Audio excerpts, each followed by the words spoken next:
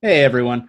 It's a very complicated time out there right now, and it is everyone's responsibility to stay as informed as they possibly can, as at this time, ignorance is not an option. Never before in history has more information been more readily available. And with the advent of technology, I think people are getting an eye into things that they had never really thought about before. And it is our job to stay on top of these things. Sometimes it may seem overwhelming, but when people are being hurt, you can't look away. You can't pretend it isn't happening. So do whatever you can to be as involved as possible. Get out there and be active in a safe way, but don't just sit there and observe as that time is past. It's no longer okay to simply be on the sidelines. You have to pick a side. Black Lives Matter, and police brutality is not something that any country should tolerate. Do good, be good, help however you can. And now, this week's episode. Twinema. Twinema. Twinema. Twinema. Cinema. Twinema. Cinema. Hey gang, this episode contains spoilers, so if you don't want to be spoiled, like all the items in my refrigerator, watch the movies first. Hey everyone, thanks for tuning in to this episode of Twinema Cinema. On this episode, we're cracking the surface on two hot items from 1997, Tommy Lee Jones starrer Volcano, as well as Bond guy Pierce Brosnan in Dante's Peak. And your hosts for the week, as always, Joey. That's me. And myself, Max. That's him. That is me. I just gotta ask, have you seen both of these movies? I have seen both of these movies, and I enjoy both of them quite a bit. I'm looking forward to rewatching them and find out which I enjoy more, as I think it might actually be a decent battle within me. Yeah, I am very curious too, because I've seen them both, but I've only seen Volcano once, and it was a long time ago, whereas I've seen Dante's Peak like 6 times. I saw it in theaters, saw it with my grandparents, and I got a lot of fond memories of Dante's Peak. All right, well, in that case, we always have to start our episodes by playing What Can You Remember?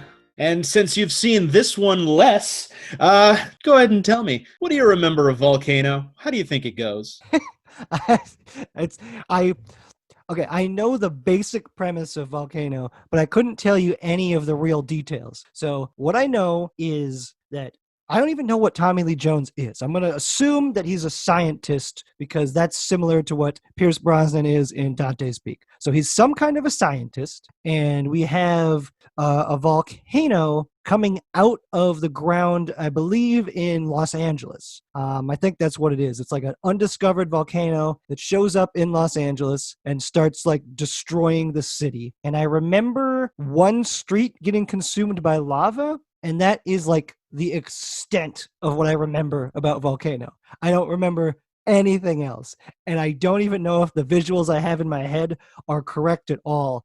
It's just, that's all I got. Is there anything you can remember the volcano doing in Volcano? No, I am assuming that lava comes out of it, but that is it. I don't know. And I feel like the thing I remember with lava coming out might not even be the volcano itself. It might be like leaking to the surface. I have no idea what happens in this movie. Venture a guess. How does this movie go? What does the volcano do to Los Angeles? I'm going to assume it destroys a large portion of it, maybe not all of it, because some people got to live. So it's going to wipe out Culver City. That's my guess. It's going to wipe out all of Culver City and maybe some of Santa Monica. Oh, actually, that's a good guess. I bet you that it ends up running into the ocean at some point, and it just kind of like goes down into the ocean, and it's like we have that kind of a moment where you just see steam coming out and people going crazy. Well, that is the sound that it makes when it steams, so I think you're pretty close on that one. Well, let's assume that happens, though. See, I don't know. It might not. Oh, God, I hope people are hiding from it, like on the Hollywood sign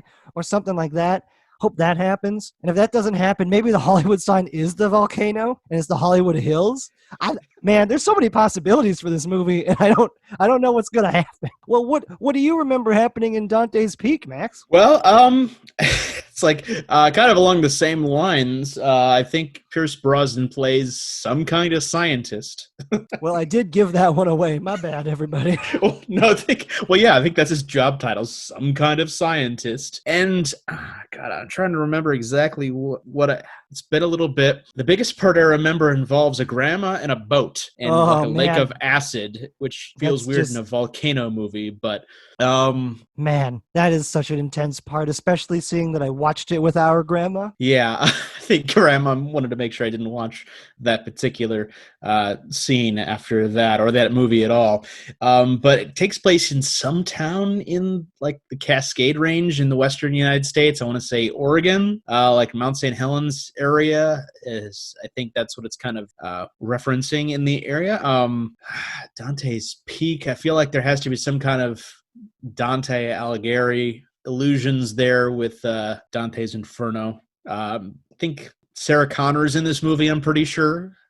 Linda Hamilton, although I forget in what respect she's in the movie. And yeah, I can't remember much after that. It's like, so you got the best Bond of the 90s, because he was the only Bond that's a lie. He wasn't the only Bond of the 90s.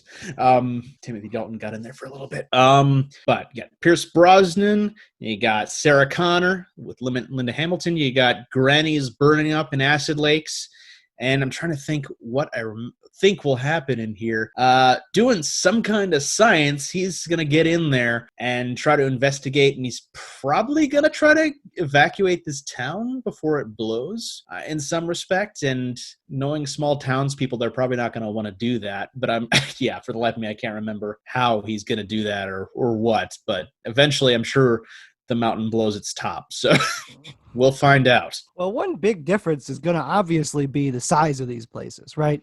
One of them takes place in Los Angeles, assuming I'm correct that it takes place in Los Angeles, which I'm pretty sure I am. And then Dante's Peak takes place in a much smaller town. And I believe the name of the town is actually Dante's Peak. I could be wrong, but I think that's the name of the town. That would track. And I think it's in Montana. Pretty sure it's Montana. Might be Wyoming. Pretty sure it's Montana. These details don't matter that much. We're guessing, and that's the name of the game before we actually get to watching them. But all right, so we have our guesses locked in, and now we got to get to watch it. So we're going to figure out which one of these movies is the hotter potato. And we will see you in 4.5 hours with hopefully non-burned fingers. For this week's films, both of them are able to be found anywhere where you can rent your movies. And with Dante's Peak, if you're a subscriber of Sci-Fi or USA or even Fubo, you can find that movie there. There are at least 1,500 active volcanoes in the world that we know about, and at least one that we don't. So, what's going on in the Cascades? Picking up some activity around Dante's Peak. Now, what do you think the odds are against an eruption up there? Guy Dalton with the U.S. Geological Survey. It takes a geological event to heat 1 million gallons of water for 12 hours. What is a geological event? If this thing blows, the blast will get here within a minute. You mean erupt? Yeah! Did anybody feel that? I felt that. Somebody tell me what the hell is going on! This isn't a hunch. This thing is gonna blow. When Mount St. Helens blew, the force was greater than the Hiroshima bomb. Get out of there before it's too late. It's not enough time! Please stay calm.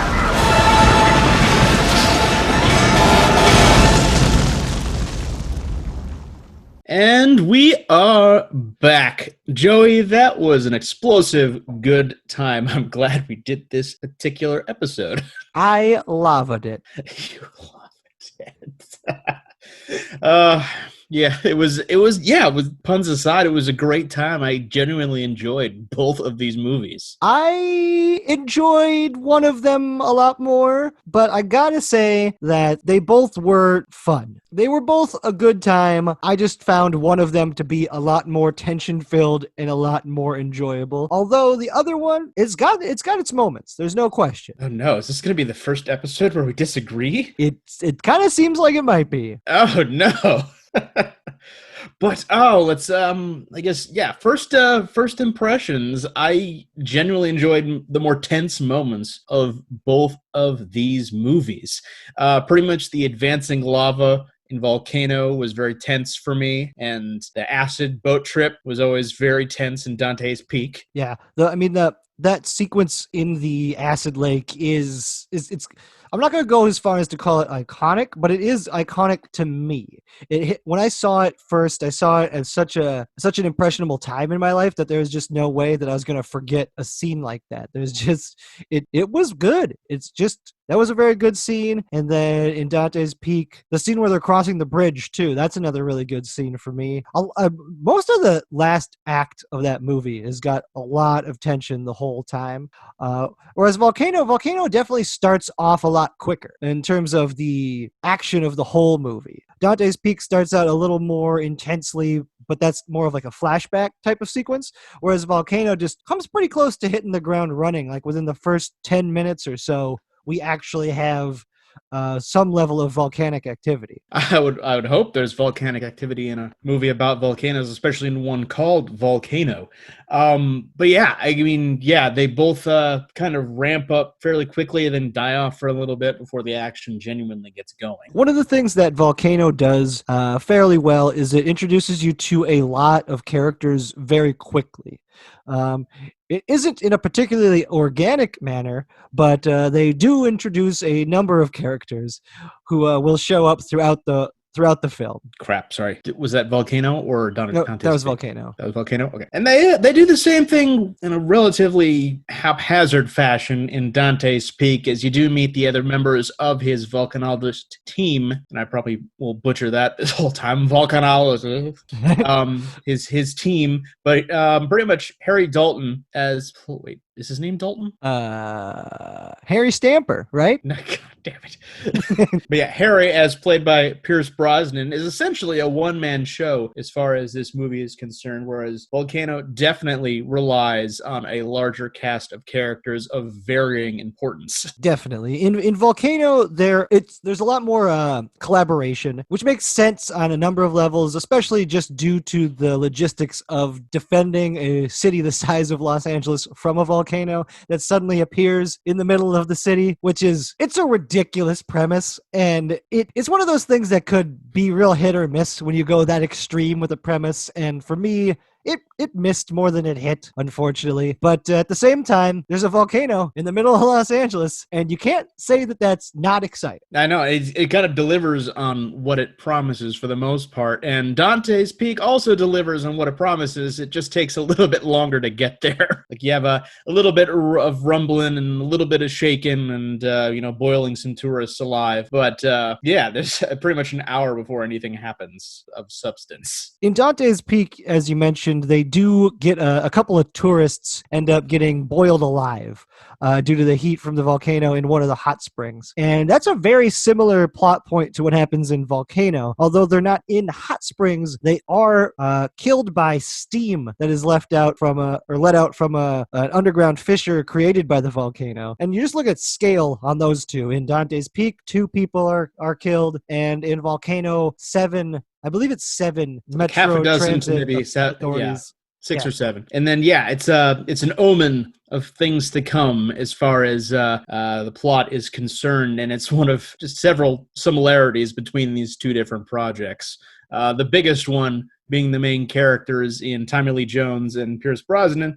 They're both workaholics who don't want to take a vacation. They both actually are, well, no, you're right. Essentially, they are supposed to be on vacation at the beginning of the movie. They refuse to take a vacation. Yeah, one of them gets called in, but he wanted to go in anyway, and that's Pierce Brosnan's Harry. And then Tommy Lee Jones didn't even get called in. He heard it on the news and just went in anyway. Which, I guess that's good when you're in charge of, the something emergency. Do you remember what his position's called? I can't even remember. It's the Office of Emergency Management. Yes, in that's Volcano. It. And at the beginning of Volcano, they have to have a disclaimer that comes up on the screen, just text only, that explains what the Office of Emergency Management is. That screams to me that people watched the movie and were like, what the hell was his job?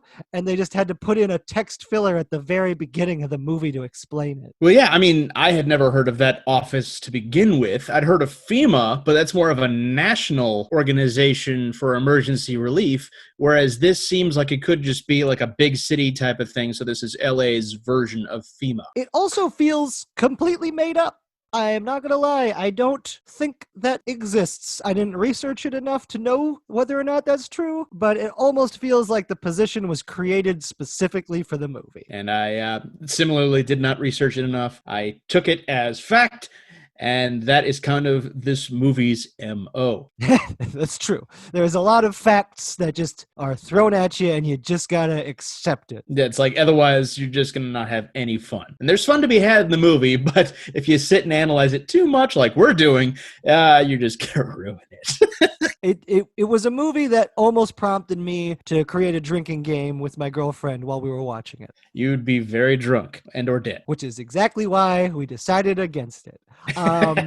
But let's go ahead and continue with the list of similarities here, Max. What else you got? All right. We also have adorable children in peril. You cannot have a disaster movie, it seems, without kids in peril. Dante's Peak had 2 of them, whereas I guess he had 2 smaller ones, sub-children, we'll call them, to the main kid, which is Tommy Lee Jones's daughter, played by Gabby Hoffman. Yeah, she's a little more competent and stays out of trouble until she just finds herself in it. Well, she's also older than all of the other children in Dante's Peak. Both films also have a dog that gets in danger, and they have to rescue Slashes along for the ride. Yep. Yeah, and one plays a little bigger part, and one just kind of wanders off, and he happens to be alive later on, whereas another one is definitely just at home the whole time. Yeah, one of them is in a safe situation, and the other one almost gets the kids killed. Well, yeah, it seems like the kids, pretty much, it's not their fault in any case. Either the dog is about to get them killed, or grandma's about to get him killed. Man, this time watching the movie, I was so mad at the grandma. Oh, God, I cannot... She is, like... It's fine to be stubborn, and it's fine to be set in your ways, and even if she knew that the volcano was going to erupt and this is how she wanted to die, that's fine. However, it's not fine for you to put your grandkids at risk for this. Like, think of your family. That's the thing that bugged me the most, is obviously the grandkids want her around. Like, I guess it is her choice whether or not she sticks around for the grandkids, but she clearly loves them, so I feel like that would have been enough motivation for her to save herself or do something other than what she was doing. Yeah, at any point she could have said, hey, save yourselves. I'm going to go die in my house that I built myself. I mean, I guess that's a hard thing to say to children. Well, I mean, conversation with Linda Hamilton earlier, I suppose, but yeah, she kind of said it to the mom, to Linda Hamilton, I don't remember her character name, but she's the mayor, so I'm going to just call her the mayor. She does kind of say it to the mayor, but she never really brings it up with the kids, and Linda Hamilton never says it to her kids, so they're just kind of left to believe that grandma doesn't know any better, which... Pretty much, and she doesn't. I'm torn on that. Either she's doing it on purpose or she really doesn't believe a volcano is going to erupt, but like... Look out your fucking window. Or, just the massive earthquakes that maybe you're not experiencing for some weird plot reason. I don't know. Maybe she was just watching TV too loud. It's entirely possible, but I can never call Linda Hamilton just the mayor because unfortunately, the first thing I ever saw her in was Terminator 2. Oh, unfortunately? It sounds like you hit the ground running on that one. I did, but I can't see her as anything else but, and it ruins her as an actor, like, for me, because she just killed it right there, and she's a very strong protagonist there, where she's kind of the second fiddle here, and she's supposed to be, the romantic interest, which is something I'd never seen her as at that point. Yeah, that makes sense. I haven't really seen her play the romantic interest in too many films. She kind of is in the first Terminator, but that's not really the main plot. It's just like a secondary thing that kind of happens, more like brought together by circumstance than actually anyone making super coherent or objective choices. She's also in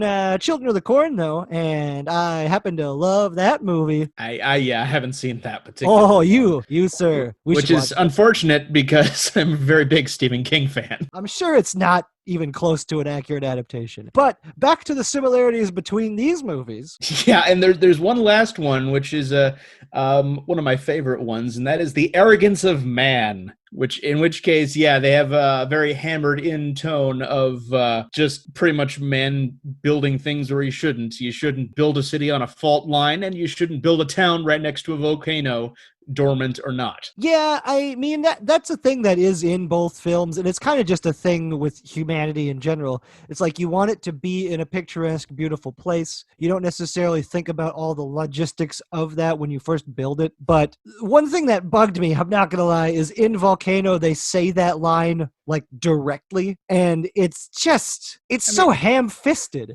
So much of Volcano that's just like, we need to make some kind of commentary here in this movie. You know what we should do? We should have our characters say that in no context to anything at all. They're just going to say it off the cuff. Oh, you know what they say about fists? There are two of them. In which case, you got one ham fist for arrogance of man parallels, and then you got the other one for race relations. God, are they hammy. Oh, man.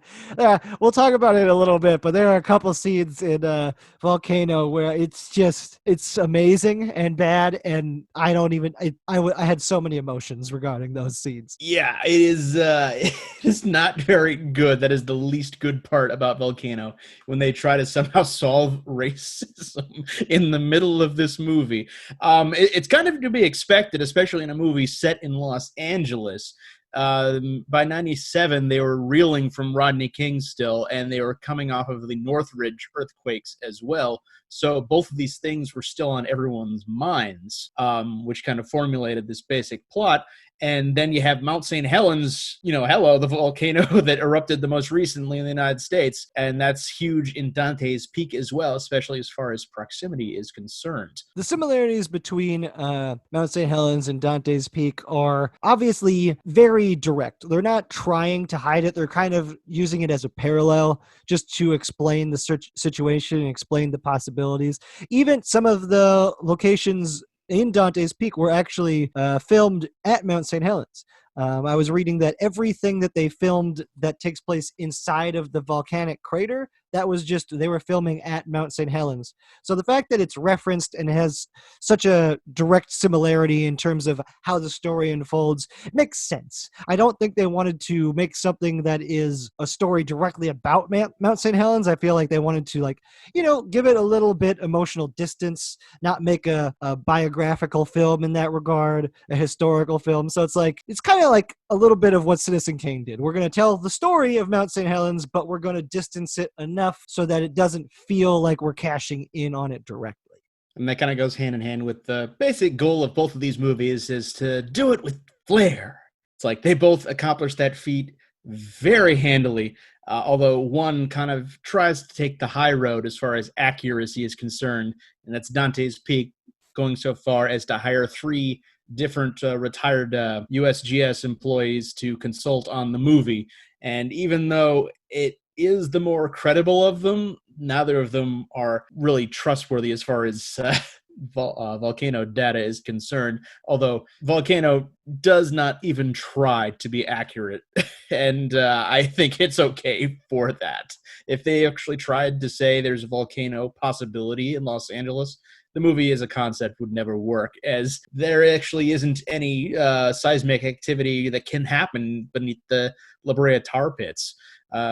What I was reading is it's basically all the tar pits is just material decomposing, and that's why they bubble. Like, there's nothing that can be inferred from that besides, dead things. Well, I think it's a believable enough situation because nobody's going to look too deeply into that. It's like, all right, this is a very interesting piece of Los Angeles' history, so let's just accept it as this outlandish possibility. But it is problematic. I don't want to go into all of the problems with that at this point in time, but do we have any more similarities before we move on? Oh, no, that's the end of my similarities list. I was trying to transition into the differences portion. Oh, okay. Gotcha. Well, before we go there, I just want to say that there is one thing that I like that is similar, and it just simply is that our main characters do remain in almost constant radio contact with other characters throughout the film. It's kind of like they have their home base away from where they are, and they go back and forth sharing data, sharing information. And for me in Volcano, this is actually one of the major highlights. Is Don Cheadle is one of the best parts of Volcano. Yeah, like, and he's an informed employee as well. He actually wants Tommy Lee Jones's job, and he's jockeying for it hard by basically doing his job in the OEM office. It's one of those things too, like they have a great relationship. It seems fun, and that they really do work well together.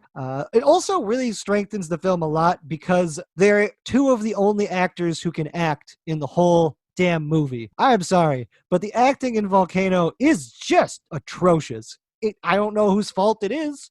It's somewhat the script's fault. It's somewhat just nobody paying attention to the actors because obviously there's so many damn special effects going on. But like, there are just moments in the movie where I almost stood up off the couch because I was like, really? This is good enough? You guys thought that was it? You got it? That was the take? Well, okay, move it on. Well, I'm not going to say anything is the fault of John Carroll Lynch, as he is always just delightful in whatever he does. Was he the head of the MTA, the Yes. engineers? Okay, yeah, he was great. He's one of the ones who also stands out. And it's funny that there's a couple of scenes that have like I'm totally blanking on the actor's name, but with him, with Tommy Lee Jones, and he's in Sons of Anarchy, and he's in God, I was about to say Westworld, but it's not Westworld, but it's a Western, also on HBO. Deadwood, there it is.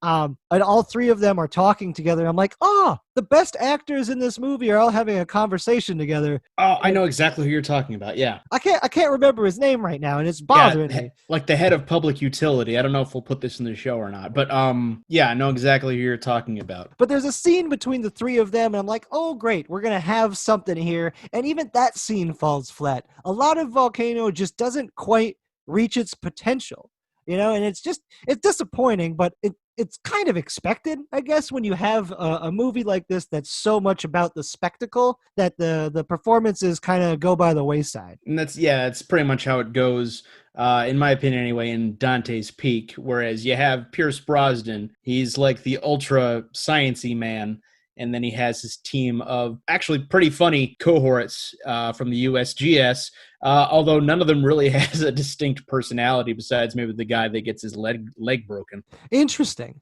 I just disagree with you on that one, so we're just on opposite sides for this.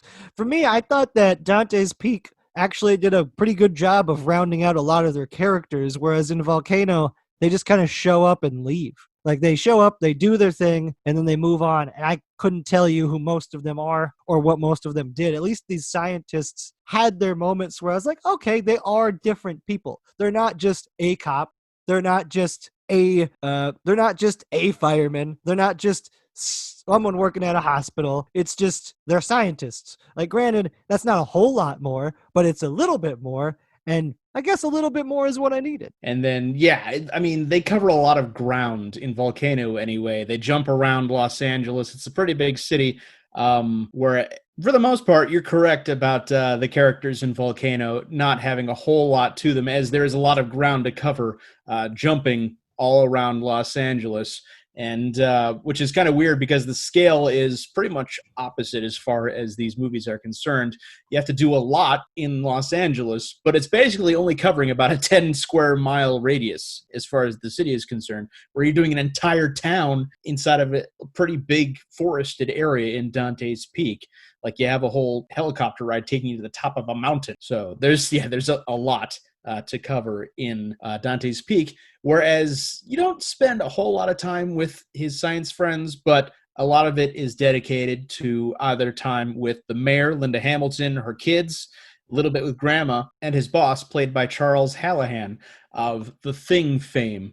And their relationship is one of the cliched parts of the movie that just frustrates me to no end, just a little less than Grandma. But not to say Volcano isn't without its own particular cliches, but this one was kind of annoying to me because it's like, okay, he comes in after telling Pierce Brosnan to go to the town to say, hey, whoa, slow your roll there. You have a few hunches about this mountain that's going to blow up, but be careful, as you warned too early, and you're going to ruin the economy of this town. Which is perfect for these times, because that's exactly what we're dealing with right now. Is we're putting lives at risk versus the economy. And at some point, as a politician, you have to, look at opening up the economy and getting things going again. Like, that is an inevitable thing, because that's the way that our current society is structured. Without income, without the economy going, you can't really keep it functioning forever anyhow. So it's a legitimate fear. But the problem is, this is a scientist coming in and saying this. Like, his job should not be worrying about the economy at all. His job should be presenting them the facts and telling them the concerns, and then the politicians can make the decision. The fact that he decides to hedge the bets a little bit really does piss me off in the movie. Like, it's somewhat understandable. He's trying to be nuanced, but don't. That's not your job. Your job should be to present the evidence and let other people make the decision. And so that's frustrating. It also draws an exact parallel in terms of structure to Jaws. It's essentially Jaws with a volcano. It's almost the same movie. It's weird. And since Jaws is one of my favorite movies of all time, I think that's another reason why Dante's Peak just kind of leans there for me. As soon as I recognized it, I couldn't stop thinking it. Volcano. You're absolutely right. And the science versus economy thing is definitely the ham-fisted element of that particular script versus the ham-fisted nature of the volcano stuff. But it also pointed out a major plot hole for me as far as Harry is concerned, as it's never established that he constantly goes off half-cocked and crying wolf about, volcanoes and towns and things like that. So for me, the boss has no real reason to just lay it out on him for the most part. Like, even when his girlfriend/wife dies in the beginning of the movie, obviously he was right about whatever was going to happen there. So there's no doubt ever placed on Pierce Brosnan in the movies. Yeah, there's no reason to think that Harry's wrong. It's just more like he wants to be certain of him being right, but it doesn't come off that way in their interactions. You're correct. It definitely feels like he's just kind of, it feels a lot like there was something cut out that's just not in the movie that is in this script. Like, there's some kind of background between these characters that's just never established. And if you take out that establishing sequence, now it makes no sense and it becomes a major problem in the movie. As far as his boss is concerned, he lays out a scenario about Mammoth and the exact same scenario, saying, oh, we went too early and nothing happened and it almost destroyed the economy. That's a real example, but again, I think it was a mistake to bring that up because, they hadn't done their report yet, and his boss was right in that regard. Hey, let's get some evidence, but completely disregarding Harry felt a little manufactured as far as the plot was concerned. It was just an overreach. And of course, in a lot of movies, you overreach, but it's just like this. It's an unnecessary moment. He doesn't need to say that, and the scene plays out almost exactly the same. Like, if he doesn't make that comparison, or even if he does make that comparison, he doesn't need to completely belittle Harry's concerns. There's no reason for it other than to crush the spirit of his employee. So it's just like, the man stepping on the little man here and putting his foot down and showing, I'm the boss. When, why? Why would you do that to one of your expert employees? And I think you're correct about the Jaws comparison as far as nature versus the economy goes, although I won't say it's an exact correlation, because one of my main beefs with Dante's Peak is the fact that nothing happens for basically an hour. You get little omens peppering up until then, whereas Jaws, you have action pretty much every now and then of increasing scale, whereas it's not exactly increasing in Dante's Peak as it is just our wham, volcano, we're blowing up, we're destroying the town. So it was kind of a slow-going evolution for me. I guess I agree with you, Max, and I disagree. I agree that obviously Jaws, a perfect movie, did it significantly better than Dante's Peak. What I disagree with is that I don't think that Dante's Peak doesn't give us any action. It's just the action isn't exciting. That's the thing. It's like, oh, what is this? There's acid in the water? I mean, it's an impending thing that does happen, but it's just like, that's not particularly exciting. Neither is the the little tiny earthquakes or the little tiny situation. Like, it's just nothing is as extreme and nothing is quite as extreme. And I think that's part of the situation, right? Is in Jaws, you have extreme situations where people die and there's obvious facts involved. So the fact that they choose to do nothing about it is incredibly problematic. Whereas in Dante's Peak, all of those things are still somewhat subjective. So when it's subjective and the science isn't quite backing up his theory, he doesn't really have any more reason to act other than the hunch. And so there's problems, but I enjoyed it quite a bit, especially just the simple fact that Pierce Brosnan isn't in a Bond movie, and I think he does a pretty good job. I was making comments about, oh, cool, we're gonna see Bond tell us about science, and I couldn't remember if he does a good job or not. And I think he did a pretty good job, much better than Mark Wahlberg when he tries to tell us about science. Well, he's just talking to potted plants most of the time. But Pierce Brosnan's metaphor about the frog in boiling water is the equivalent of the exposition Anne Heche is throwing down in Volcano, and he does it with a little more gravitas than she does, and it doesn't feel as forced, which is nice as far as exposition presenting goes to the uninformed in the movies. I definitely think that that's one of the things that Dante's Peak does a little better, is because there is a reason for them to explain a lot of the situations, like they're explaining it to townsfolk who wouldn't necessarily know. I think that makes a lot of sense.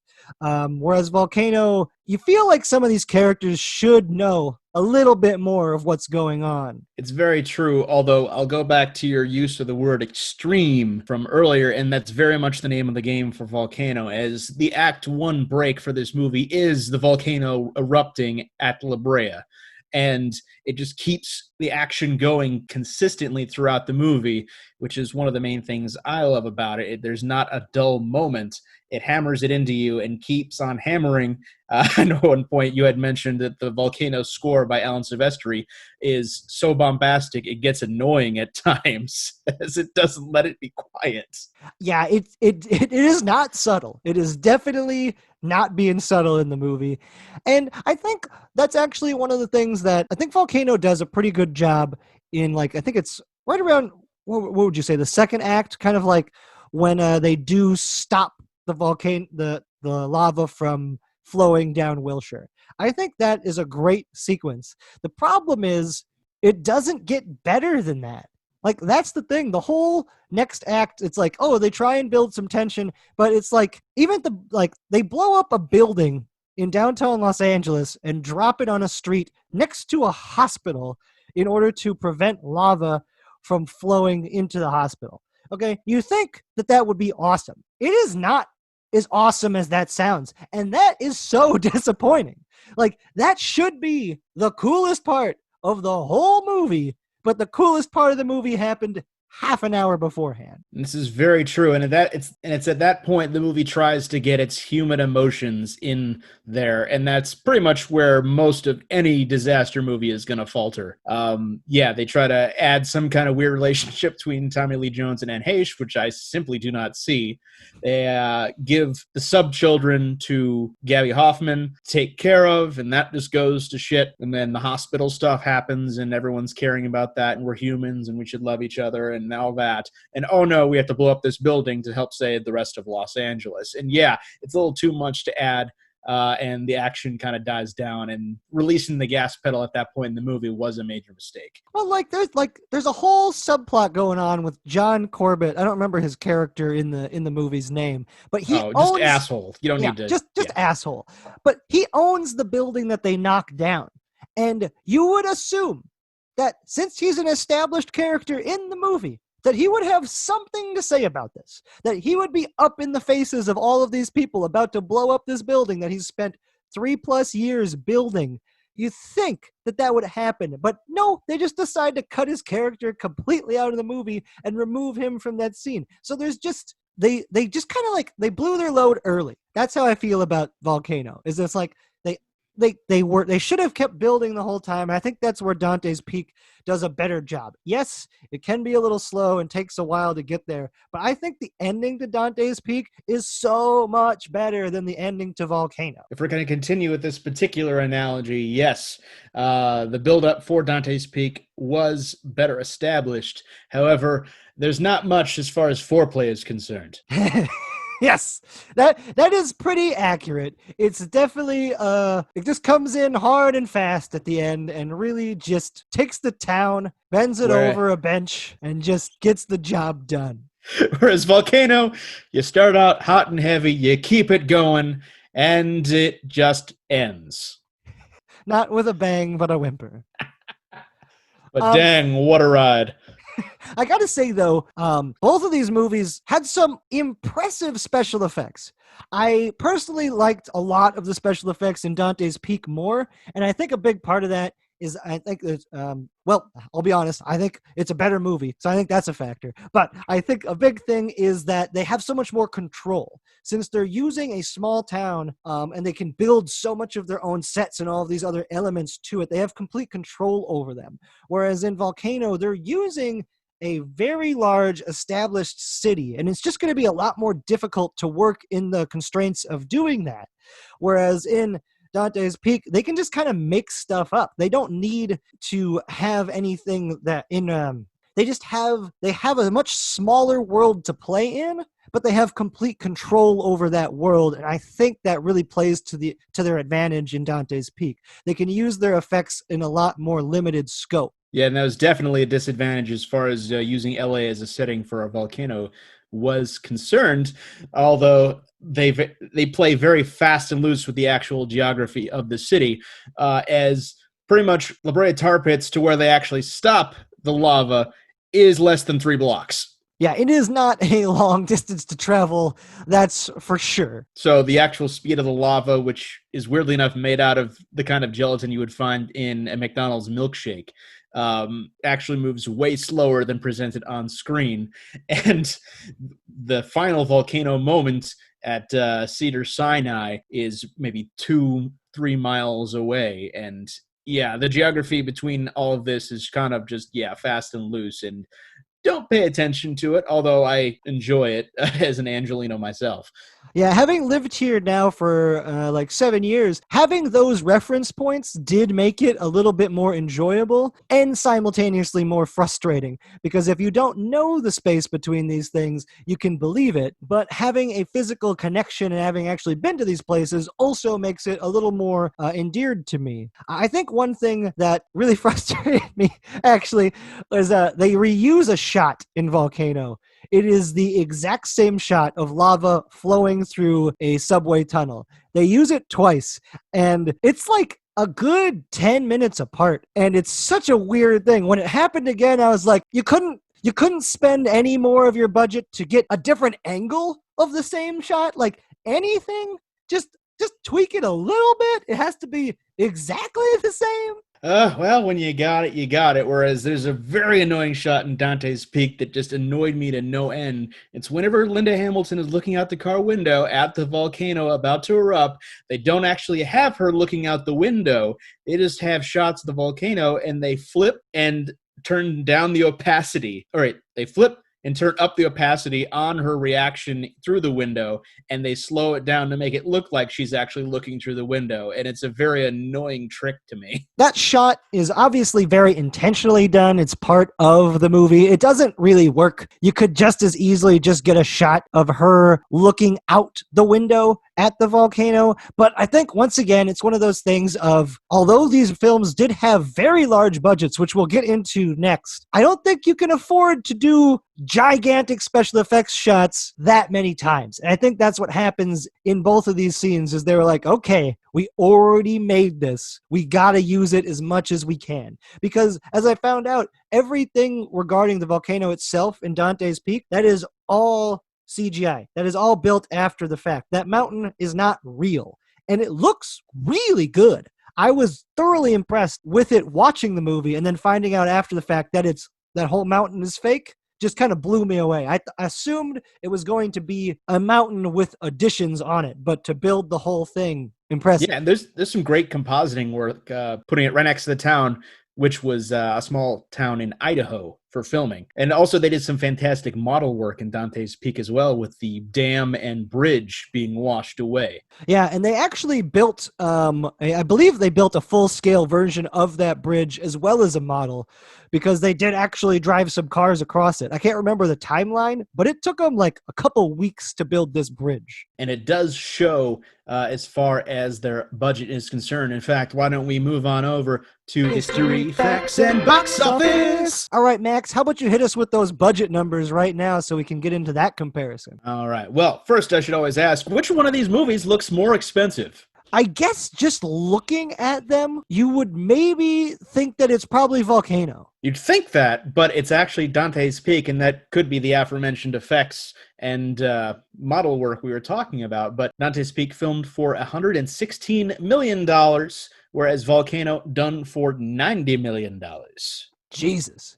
I mean, that's a pretty dramatic difference. And these are two very high-budgeted films, but that is a large difference for sure. I think that kind of goes to show, like, that they just, in Dante's Peak, they used that budget really well. Like, it's definitely not spread out too much through the movie. Like we mentioned, it's a slow crawl at a lot of places. So they spent almost all of that budget, I assume, on like the last half an hour. Yeah, and I mean, they would have to as well, as there was nothing really expensive leading up to that. But yeah, it paid off for them as well, as domestically, you got about $67 million for Dante's Peak, 111 international, for a total of just under 180 million worldwide, whereas Volcano, off of that 90 million budget, you got 49 million domestic, 73.5 international, and $122 million worldwide. So box office wise, Dante's Peak definitely spent their money well, and they got a bigger payoff from the effort. Nicely done, Dante's Peak. You're my boy, Blue. Whereas on the other side of that,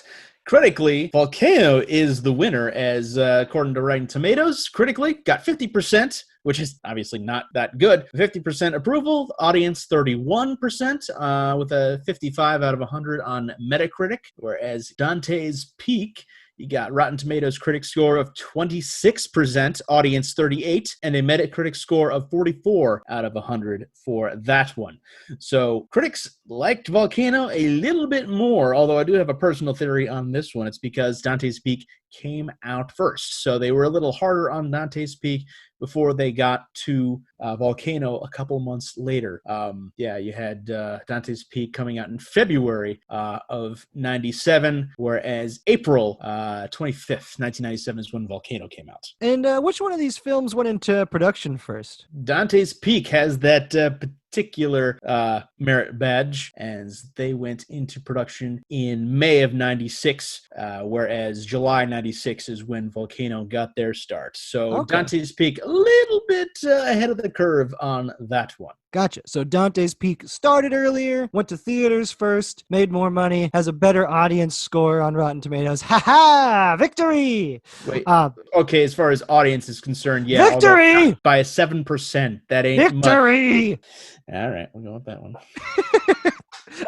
I have a theory on this one too. I think yours holds, a little bit because it's the first one out. But I also think since they filmed in Los Angeles, people just had a little shine on it. I think people liked that a little more. I think they were kicking this small town in Oregon in the teeth, huh? That's what I think. I'm sorry. I love Dante's Peak. I can't. My bias is showing very strongly in this episode. Whereas my bias is definitely with LA, and you're probably correct. The critics living in the town were probably a little more familiar, and like they're a little more, oh, gee shucks, look at that, as far as, that's concerned. Well, I think there's also a pretty cool thing that they did in Volcano that I actually like, is almost every news reporter in Volcano is an actual LA-based news reporter. So they used actual news reporters to bring that to life. So whenever they cut away and have these television sequences, those are real reporters who were working at the time in Los Angeles. So that's pretty freaking cool. I appreciate them putting that effort in. I like that a lot. And yeah, I always particularly enjoy the LA aspect of all of Volcano because it's a slice of life as far as LA people are concerned. Most of the characters you find in Volcano actually exist in some fashion in the real Los Angeles. And it's always kind of fun. Like Lava Bomb destroys a billboard of LA staple Angeline at one point. And a particularly enjoyable part was when LACMA is being evacuated of its paintings. There's a big banner for a Hieronymus Bosch exhibit, which is just kind of funny as there's hell comparisons in both of these movies. The Bosch exhibit in Volcano, whereas just the title of Dante's Peak invites comparison to Dante's Inferno. So you got hell everywhere. The Bosch exhibit joke was like one of my favorite things in Volcano because it was so dumb and so perfect. So one of the guys is carrying one of the paintings and they're hauling it out in some kind of U-Haul type truck. And he just says, man, this painting's heavy. And then he just goes into an analysis of Bosch's style and why it's, thematically heavy. And then the guy's just like, no, it's heavy. And I was like, it's so dumb, but it's so perfect. It was a perfect moment for me. And to me, that describes exactly why Volcano works. It's dumb almost to a fourth wall breaking degree, not going quite that far, but it knows exactly what it is. I don't know if it quite falls into the so bad it's good category, but there are elements to it. Like it's treading that line, but I think it also takes itself a little too seriously, especially when it comes to the racism aspect of this thing. They're like they show a racial divide between the black residents of Los Angeles and the Los Angeles Police Department. That's shown fairly early on when a police officer arrests I believe he's a protester at that point, but maybe he's just a man in the neighborhood. I can't remember exactly. He's a man in one of the neighborhoods that's getting bombarded by lava. Isn't he? He's arrested for bugging the police and. Oh, yeah, that's it. He's arrested for harassing a firefighter, right?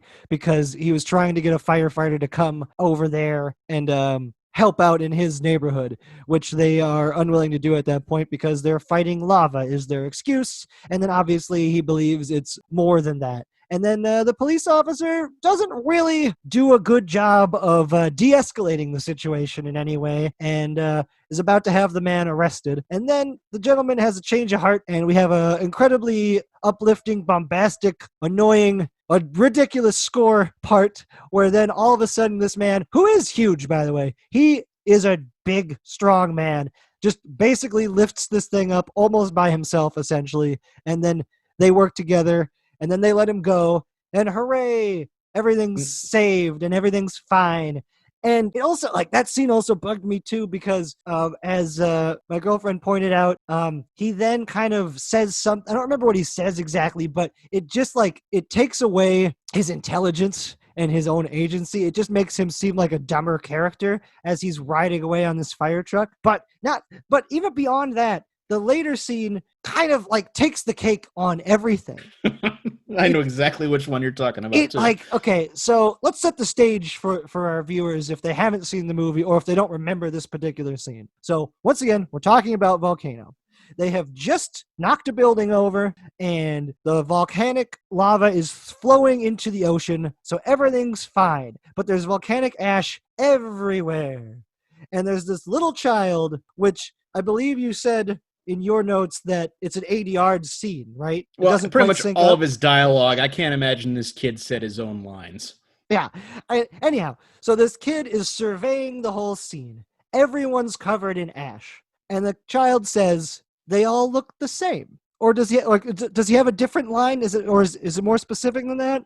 Basically, he's trying to find his mom, and he doesn't know what she looks like because everyone looks the same because they're all covered with ash. And so there's that, which It works in the context of the movie, I guess, because everyone would be covered in ash, but it's also just a really weird and obvious thing that they're doing in It's like this everyone's equal in this disaster. Yeah, and so racism is solved. And then it fucking rains.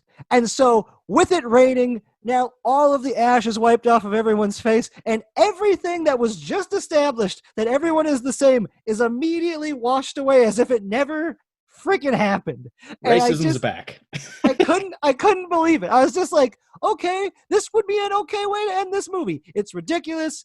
I don't like it. It's very sappy. It's very forced. But then they have it rain. It's like, oh, it's supposed to calm and make everything better. No, it just makes it as if nothing ever happened. Which is very Los Angeles, if I'm being completely honest. Yeah, okay, we had this huge thing. Moving on. Let's not dwell on it. It's like life resumes in Los Angeles. With a volcano in the middle of the city that in the end scroll is listed as active. What was it, Mount Wilshire or something like that? Yeah, because that's the street it's on. What do you do with, like, how would you design the city? What would you do at that point? If you have an active volcano in the middle of the second largest city in the United States, what do you do, Max? Make it a one-way? I mean, yeah, what can you do besides, close off that particular area, which kind of makes it seem like, oh no, maybe we shouldn't have saved all this real estate to begin with. But yeah, the same could be said for Dante's Peak itself, which was completely wiped off of the map. So I'm guessing Linda Hamilton will not be reelected as mayor. Well, I mean, it's not like it's her fault the volcano erupted, so she's got that going for her. But yes, I think the town is effectively done. But at least it's only moving 8,000 residents live there. So it's not even close to comparison in scale. Like the neighborhood of Hollywood in Los Angeles has over 100,000 residents. So like the scale isn't even close to the same. You'd have to evacuate and relocate probably like 3 million people. But they succeed in stopping it, though, as far as, the logic of this movie is concerned. They save the day, whereas, Dante's Peak is just another example of nature winning in the end. And even, Pierce Brosnan's boss is punished at the very end by dying on that bridge. Oh, man, that was such a tense moment in that movie, but I was also so mad at him. It's just like, it's the same thing in movies when you see someone get their car stuck on a train track. It's like, just get out of the car. Like, to hell with your car. That is a train that weighs like 100,000 tons coming at you at like 70 miles an hour. Get out of the car. And that's how I felt the whole time when he got the van stuck on the bridge. I'm just like, get out of the van. Just get out of the van. What could possibly be in this crappy old van that is so important that you can't just get out of the van and run 50 feet to your own safety? Know what I think was in the van? The goddamn robot. Just buy another one. No. You had to save that robot. They went through some serious stuff with that robot. Yeah, I mean, that was a pretty... when he unhooked his friggin' rope trying to go fix the robot, it was another one of those moments of like, don't be dumb. Like, it is okay to be somewhat risky, but just don't be dumb about it. Like, how hard... Like, it makes no sense for him to unhook. Yeah, there's a lot of stupid decisions made in these movies, which is a staple, to be honest. Yeah, don't untether yourself when you're climbing down into a volcano. Don't straddle a crevice that is previously released steam powerful enough to melt 7 people in Volcano.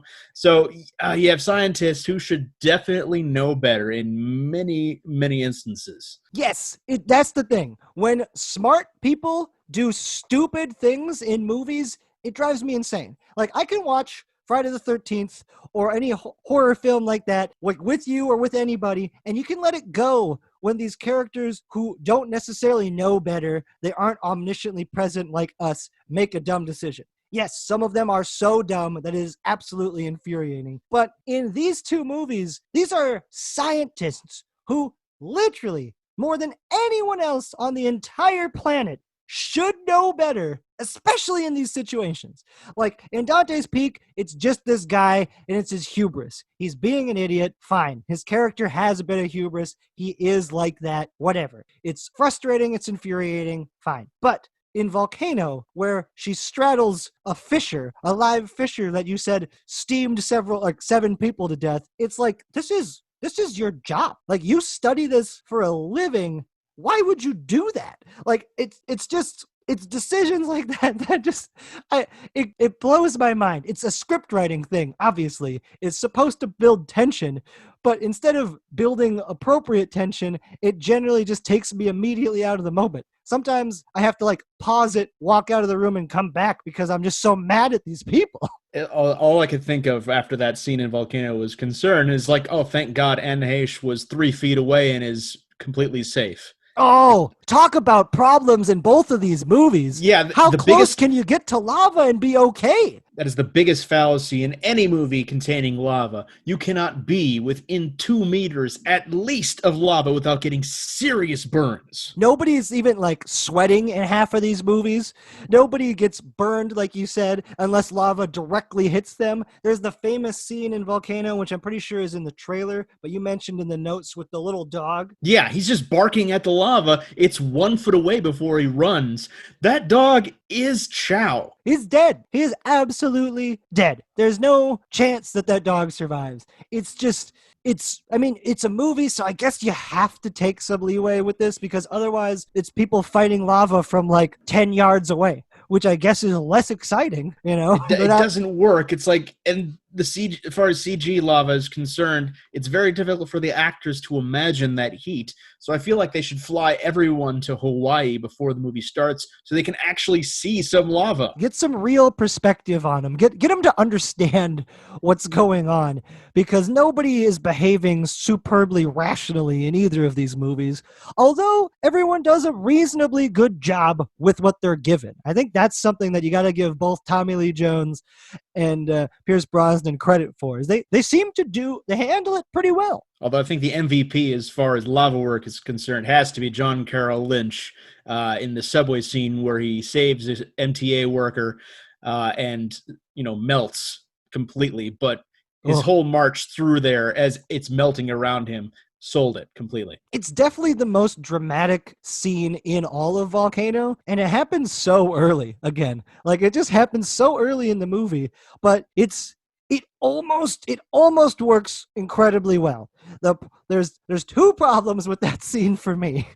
Number 1, I do not, for the life of me, believe that he can overhand throw a 170-pound man like 10 yards. I just don't think anyone could pull that off. Especially while you're melting. Yes, exactly. While you're standing in lava. And then also, I don't actually understand the physics of lava. Neither does anyone who made these movies. But he seems to go down either like at the beginning too slowly and then at the end when they cut to a wide shot seemingly way too quickly. I don't know. They just didn't quite get the timing right on that. But man, you're right. Him walking through the car, his shoes melting, him carrying this man. It's like Tommy Lee Jones trying to put the movie on his back and carry it all the way across the finish line. And he just doesn't quite make it. Although he tries to run into that building as it's collapsing and somehow manages to survive. I mean, that part, like, it's great, except he'd have to pick her up and carry her like 50 yards. He couldn't just and he knocks his daughter out of the way onto the ground. I'm like, she's still underneath the building. Like, there's no way that you got her far enough away from the building to be safe. All 3 of you are going to die now because you just boulder over like you're friggin' trying to tackle somebody. But speaking of other stupid character decisions, Dante's Peak, when the grandma in the boat. Yeah, it's like, I mean, besides the fact that water cannot possibly get that acidic that quickly, but she jumps out of the boat to pull the boat into the dock, and it's only like 3 feet. It's like there's no reason she needed to do that. Exactly. Like, I get the sacrifice there, that moment. Okay, it makes sense that you would want to do that, but just the editing or the directing of that scene just makes no sense, because all you need to do to make that scene work is have the boat come to a complete stop 3 feet or 5 feet before the dock or whatever. But instead, the way that it's cut together, the boat runs into the dock pretty much as she jumps into the water. Like, she did nothing to help them except for kill herself. Yeah, and I never really bought why it killed her in the first place. It scuffed up her legs a little bit, it looked like. like. Well, they don't. They definitely could have leaned more into the gruesomeness of those burns because it seems like they should have. But I'm assuming it scalded a lot more of her body that's just under her clothes. But I agree. Like it just doesn't quite feel. It doesn't quite feel what we see happen to her. Doesn't quite match the way that they are acting around her and the way that she is acting.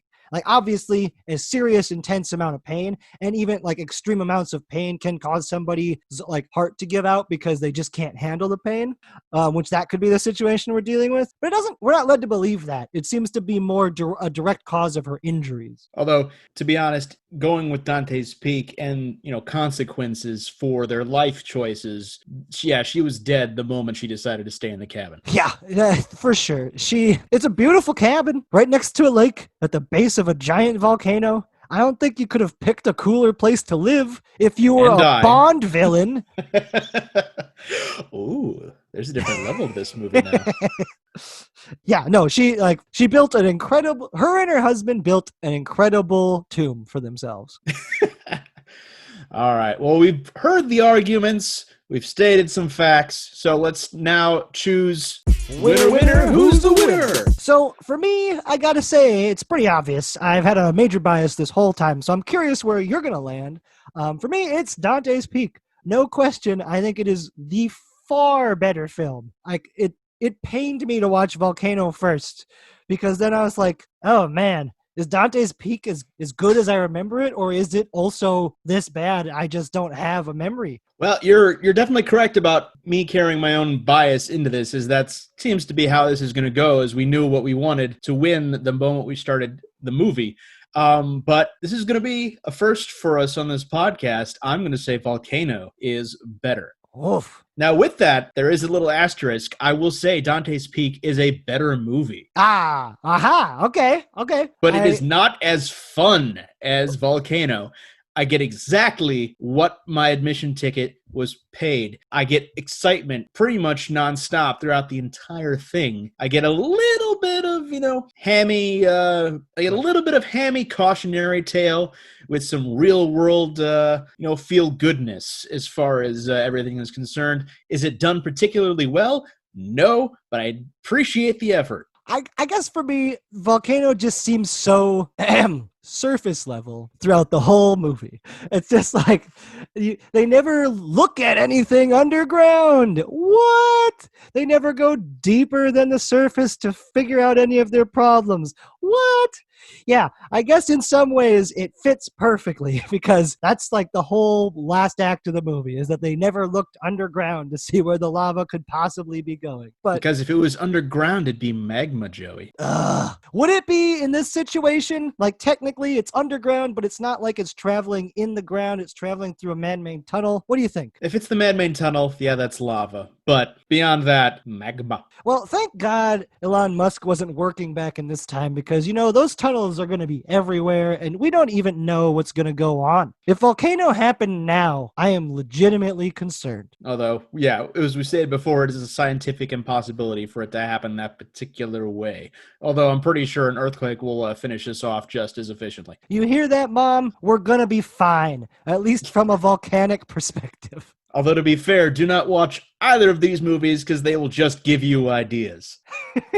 But yes, with that, Dante's Peak is kind of the better movie just because it takes that Jaws stance in building up the suspense, although in my opinion just a little too long. But yeah, it builds it up and the payoff is incredible. Like, it is absolutely worth it. So I'm not disappointed we watch these movies because they're both very, very enjoyable. I just enjoy looking at Volcano a lot more. Maybe it's because I'm staring at lava the entire time rather than just ash or I don't know what it might be. But I just enjoyed it a lot more. Fair enough. I think that's fine. For me, I think you could really watch the last 45 minutes of both of these movies and have a hell of a time. Yeah, and ultimately, isn't that what movies are for? Well, thanks for tuning in, everyone. This was our 6th episode, and we're going to keep them going. Yep, and of course, as always, we want your input. Please let us know what you'd want us to have at as far as our opinions are concerned in the dueling movie spectrum. Do you want us to go to Mars? Do you want us to go to the Old West? There's endless possibilities here. And of course, as always, like, subscribe, share, and just in general, spread the word. Let us know what you think about our little podcast adventure. And you can always check us out on Instagram as well, which I believe is at Twinema Cinema. And on Twitter at Cinema Twinema. That's not going to be confusing for anyone. Oh, absolutely not. So once again, thanks for tuning in, everyone. Stay safe out there, and thanks for listening. Love you. Goodbye.